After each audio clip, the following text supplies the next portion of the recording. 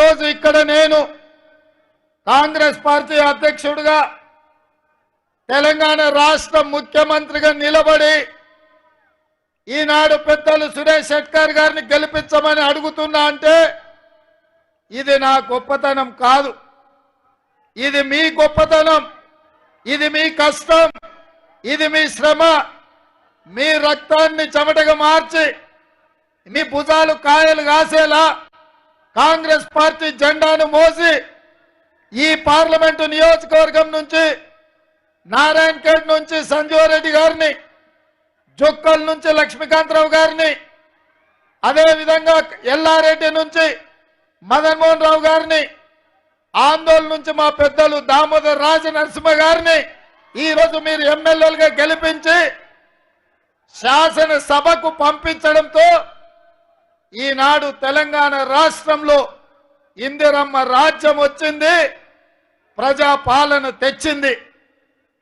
మరి ఇవాళ ఈ ప్రజాపాలనలో ఆనాడు సోనియమ్మ సెప్టెంబర్ 17 నాడు తుక్కుగూడ రాజీవ్ గాంధీ ప్రాంగణంలో తెలంగాణ ప్రజలకు 6 గ్యారెంటీలను ఇచ్చింది. తెలంగాణ ఇస్తా అన్న గ్యారెంటీ ఇచ్చిన సోనియమ్మ ఆంధ్రప్రదేశ్లో పార్టీ చచ్చిపోయినా, కేంద్రంలో అధికారం కోల్పోయినా, తెలంగాణలో రాజకీయంగా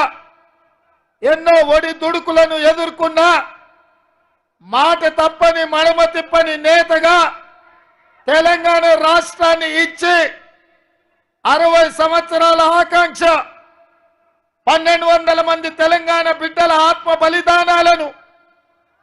అమరులను యాది చేసుకొని ఈ తెలంగాణ రాష్ట్రం ఇచ్చిన సోనియమ్మ 10 సంవత్సరాలు కల్వకుంట్ల చంద్రశేఖరరావు గారి చేతిలో ఈ తెలంగాణ రాష్ట్రం తెలంగాణ తల్లి బందీ అయి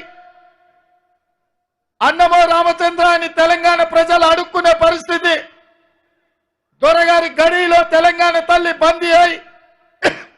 నన్ను ఇడిపించే వాళ్ళే లేరా ఈ తెలంగాణ రాష్ట్రంలో అని మొరబెట్టుకునే సందర్భంలో సోనియమ్మ ఆశీర్వాదంతో లక్షలాది మంది కాంగ్రెస్ పార్టీ కార్యకర్తలు నడుము బిగించి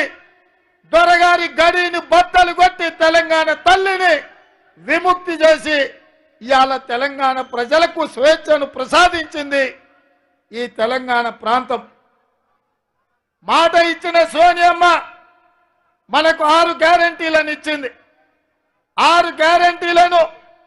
100 రోజుల్లోనే 5 గ్యారెంటీలను అమలు చేసి ఈనాడు ప్రజలకిచ్చిన మాట నిలబెట్టుకోవడానికి మన ప్రజా ప్రభుత్వం ప్రయత్నం చేస్తున్నది.